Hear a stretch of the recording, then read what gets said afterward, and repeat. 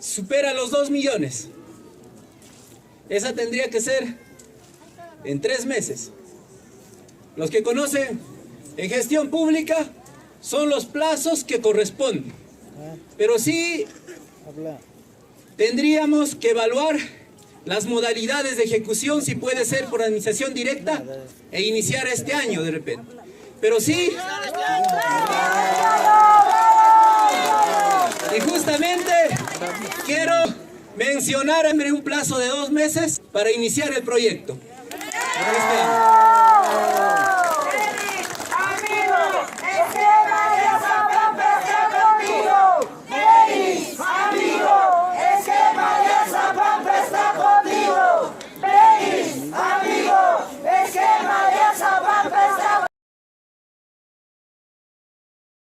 Continuar el año próximo.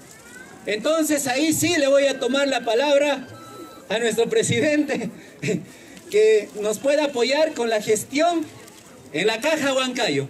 Entramos 2 meses. ¿Cómo debemos medir los tiempos? Pero sí queda el compromiso claro.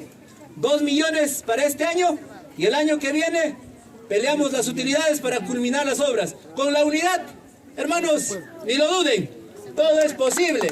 Y ahí estaré yo delante de ustedes, así como les ha acompañado el ingeniero César Damas, me he puesto picón. Ahora